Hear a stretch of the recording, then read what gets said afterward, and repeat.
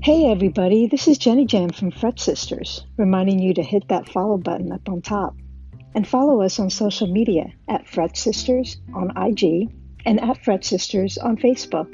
We got a lot of good interviews and topics coming up, so do that. Peace.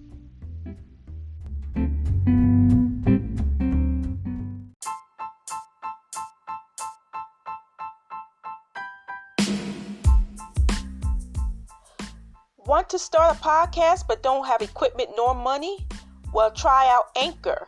Anchor is a free app that gives you everything you need in one place, which you can use right from your phone or computer. They distribute your podcast for you so it can be heard everywhere, such as Spotify, Apple Podcasts, and so much more. Oh, and didn't I tell you that it is completely free? That is the magic word, free. So download the Anchor app or go to anchor.fm to get started.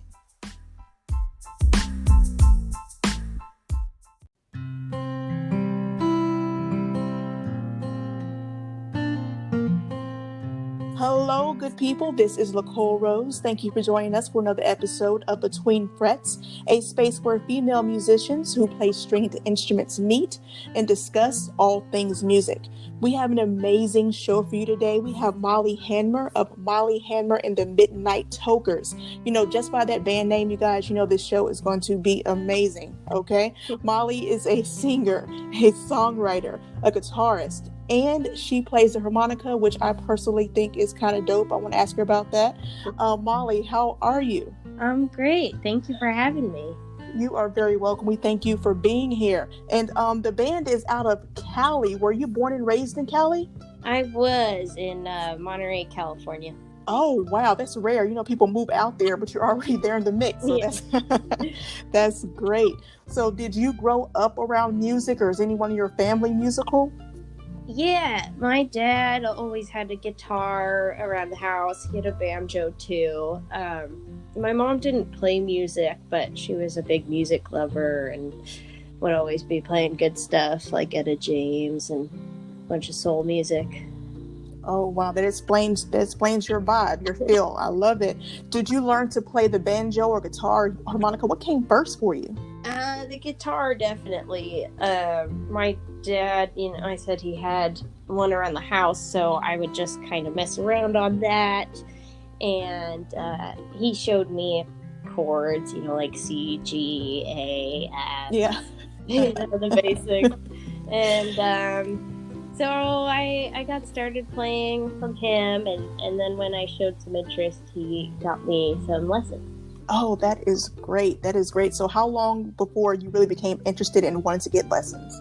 Well, I guess I started playing around 8 years old, but he took me to a couple lessons, and it was fun, but I just didn't really have the focus yet or the discipline. And then when I was 13, I started to get into like punk and indie rock, and that got me reinterested in the guitar, and so I started taking lessons again, and all history from there. That's great. That's a nice journey. So how did that veer into singing? Well, I always wanted a band, and I wanted to be a guitar player. I didn't really want to be a singer or a songwriter, but when you don't have a band to play with, or one that has a singer, then you kind of have to do it Step yourself. up. Exactly. And so I kind of forced myself to learn how to sing and play at the same time, and after a little while started writing songs, and yeah. Oh, great. So you're a self-taught singer. Yeah. I mean, I did like chorus in elementary school. Hey, that counts. I don't think it was really like formal training, singing Christmas carols and whatnot. That is cool. So that's a good thing. At least you got used to, being in front of people. That may have helped, a little. Yeah. I still had some stage fright to get over. Like the first time that I played guitar on stage, actually, I was supposed to sing a song. I don't remember what it was. I was pretty small, but I was supposed to sing a song at like a school talent show, and I got up there and I got too scared, but I had learned taps, like the military song. Oh yeah. I had picked that out on the guitar, and I was really proud of it. And so I just came back out and played that instead. And so, yeah. That is funny. I've never heard. I need to play taps. I've never heard that. I know, it's so strange. No, that's nice. It's different. So when you did that, so what were your musical influences, both in singing, guitar, just all around? They're kind of all over the place. I really like the blues. I like Howlin' Wolf, Muddy Waters. I like Sister Rosetta Tharpe. Oh my goodness, old school. Yeah, yes. Stones. And then I also like, more recent bands. Like I like Green Day. I like the Buzzcocks. And then I love Etta James in terms of singing. Oh wow, you must have an old soul. Those are a lot of heavy hitters back in the day. Yeah. Yeah. Wow, that is nice. So when you took lessons, did you tell them like, okay, I want to learn how to play Howlin' Wolf, or was it just how they normally do, here's your C sharp, and is that how that went? I had a really great teacher, and the way he taught me is I would bring in a song that I liked, and he would figure it out on the spot and teach it to me, and I would learn through the songs that I was excited about. So he really knew how to keep me motivated and interested in it. So I probably started with more chord-based songs, and then when I started showing an interest in people like Howlin' Wolf and Muddy Waters, he introduced me to fingerpicking and like harder picking, and taught me the song Freight Train by Elizabeth Cotton. Oh my gosh. Yeah. No way. Yeah. So then I started getting really into fingerpicking, and I got really into Bob Dylan, and so yeah. Oh wow, I bow down to you. You can play Freight Train? Oh my god. Okay. It took some time. Yeah. That is amazing. Fingerpicking is my nemesis. So anyone that can do that is top shelf in my book, I tell you. So since from going to playing taps to doing all of that to progressing, could you explain your first gig and how that came about, and what were you feeling during that time? Yeah. I have a hard time remembering my first gig as a guitar player. It was probably I remember in high school there was this guitar club, which was kind of silly, but we played it was Day Tripper by the Beatles. Oh wow. And we played that. I don't remember why. It's like probably some recital sort of thing. But yeah, I think that was the first time I played guitar in front of everybody.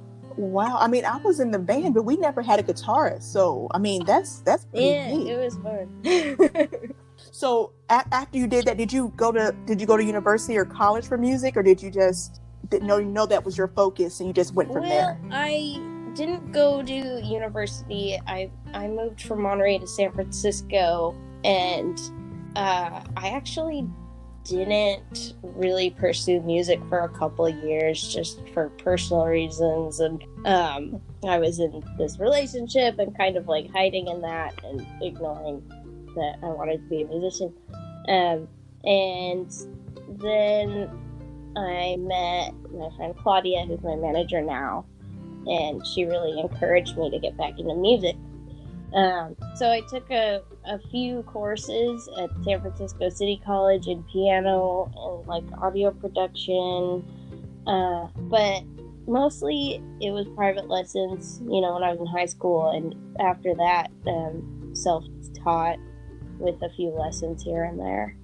Oh my goodness! And you have piano and audio, and listen, you're dabbling. Dabbling. I'm no expert on either. So, where did the harmonica come in and all this? When I got in high school, I got really into Bob Dylan and this guy named Jackie Green, and they both played harmonica, And it was also a good way to take some pressure off of me as a solo performer if I was going to start singing and playing guitar, just to fill in the gaps a little bit. But I don't know. I really liked the harmonica. I liked folk and I liked blues, and it seemed like it was going to be easy enough to pick up. I learned otherwise. I learned that it wasn't exactly the easiest thing in the world, but I picked it up. And that also goes into your style as well, because like listening to your music, I can see the Bob Dylan. I can also see Janis Joplin in your sound. I don't know if she was an influence or you listened to her at all, or Carly Simon type thing. Yeah, I really love it. I mentioned your band, the Midnight Tokers. How did the name come about? How did the band come about? It's pretty funny. The band, I just got pretty lucky, and I met some great musicians when I first moved to LA. Because partially because my dad's from LA, so he had some friends who are musicians that play here. So I met people like John Bird, my keyboard player, and Keith Palmer, my drummer, through them, and met our bass player Alex Urin a little later after that. And they're all fantastic. And I came up with the name. I was trying to figure out a name, and it came up with a bunch of stupid ones, as you do when you're trying to figure out a band name. And then I wrote down the Midnight Tokers, and I thought I was being really clever. And I didn't realize until I told the guys the next day, they were like, "Oh, like the Steve Miller song." Oh no, I just totally unintentionally regurgitated that. But you know what? It fits the vibe. Yeah, it does. It does. I think it's appropriate. So. It really does. Like I mean, I couldn't think of another name that would fit. So yeah. You had a full 12-song album come out last year called Stuck in a Daydream. And the first song hooked me, like Take a Walk with Me. How many songs did you write, or what was the writing process for this album? Well, I think there's 6 originals and 5 covers. The originals I wrote over maybe 2 years or so. And my mom passed away a few years ago, so. Oh, condolences. Sorry to hear that. Thank you. But her passing probably influenced me a lot with those songs, but it is also me going through some life changes of, coming out of my early 20s and going through a big move and, just growing up through shit. Yeah. But sometimes going through things, sprout the best songs. Exactly. And that's a very good album. I would recommend that to all my friends out. Because I found you a few months ago, and I was like, oh my goodness, I have to share this. And I have to get you on the podcast. Thank you so much. So, thank you. Are you working on any new music, any tours, anything going on right now? Yeah, we're working. We've recorded a few songs with Sheldon Gomberg, who engineered our first album, and he's producing this album. And we just finished recording a few songs with him. And we're working on our second album. I'm not sure exactly when it's going to come out yet, probably next year. So we're working on that and probably a tour along with that. So have you done the tour before? Do you usually stay in the West Coast, or do you branch out a little further? So far, we've been mainly West Coast based. We go out maybe a couple hours out of town, but we're hoping to do a national tour with this second album. Yes, I'm going to speak that for you. It's going to happen. Since you're always with the band, do you do anything like on the side? Do you do any, say, gigs on the side? Say, hey, we need a guitarist at this wedding. Yeah. would you do that? If they paid me, sure. But, no, usually I'm pretty focused on writing for the band, and just rehearsing with them and playing gigs. But I would not be opposed to it. You hear that, you guys? You need a dope guitarist. She is available with Is it finally hit you that, okay, I'm actually doing music? Did you have a thought that you can do this at this level when you were younger? I I think I did when I was younger, and then I kind of lost it there for a little while. But when I moved to LA and started playing with the band, that was the dream. And I've got a really good manager at my side. I've got a really good band, and I think we're gonna go big places. Yes, you will. Yes, you will. I love your style. If you had to nail your style down or sound down, how would you describe it to people? I used to say Americana because we have a lot of roots base in our music. We have blues, folk, we have rock, we have, even some funk in there. But I don't know. When I say Americana, I think people might go towards Lumineers or like Wilco. When I'm not sure that really fully encompasses it. So lately we've been going with psychedelic folk rock. What? Okay, new genre. I like it. What do you do when you aren't writing or doing music? What calms you? What gives you peace? When I'm not doing music, I have a wonderful dog that I spend a lot of time with. Her name is Luna, and we like to spend a lot of time outdoors hiking and stuff. And I've also really been into baking lately and learning how to make homemade bread. What? Can you make a good rosemary bread? That's my favorite. Can you make a good one? Yes. That is great. I tried that once. It was a travesty. It takes practice. It's kind of a science. It really is. I don't have the patience. So we here at Fret Sisters love to hear about people's rigs, everything, their gear. What do you have? What's your go-to? My go-to, as of right now, is my amp is a Reverberocket Ampeg amp. It's from 1965. And vintage. And it's got kind of that clean early Beatles sound. And I also use a Tube Screamer pedal a lot. Also vintage. I like the vintage if you haven't noticed. And my main guitar is probably my Eastman T386, which is essentially the Eastman version of a Gibson 330 that B.B. King would play. Oh my gosh. Like, I have to get you out of the East Coast. I just gotta see you in person. That's amazing. That'd be great. You guys are in Philly, right? We're in Philly, New York, Atlanta, and DC. Awesome. Yeah, I'll make it. Yeah. And do you have any endorsements that you want to mention? I fully endorse Kamala Harris or Elizabeth Warren. No, I'm just kidding. Hey, go ahead. I'm with it. You mean like equipment? Yeah, sure. I mean, or you can mention that one for it. Go vote, please. Please go vote. I love Eastman guitars. I love Lors, are pretty good guitars that are up and coming. I really like. And give me any hollow body. Give me a Gretsch, and I'll be happy. Yes. I don't know. In terms of bands, I endorse a band called Marty O'Reilly and the Old Soul Orchestra. I think they're pretty great. Oh, wow. I'll have to look them up and look up that guitar brand. I've never heard of that one. I'll look that up as well. What do you want to tell any upcoming artists, how to stick with it? Anything comes at you negative, how to avoid it and still, pursue your dreams in music?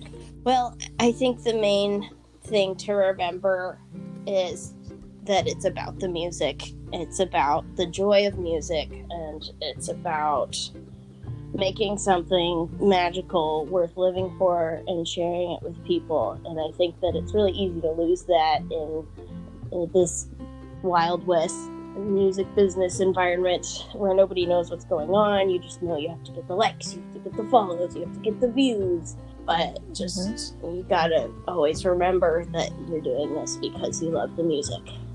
Exactly. Plain and simple. Do it for the love of the music, for sure.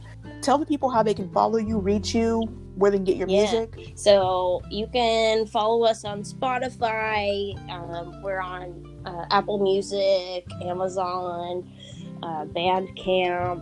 And if you want to follow us on Facebook or Instagram, we're on Twitter too.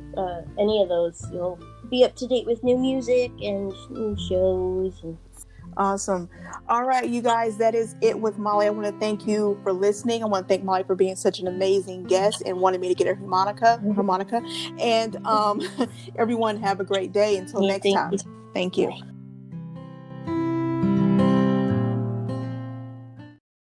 Hey, Jenny Jam here with another segment of Riff Girl. I'll be playing this Linkin Park inspired riff. It's around the C sharp minor chord. Hope you like.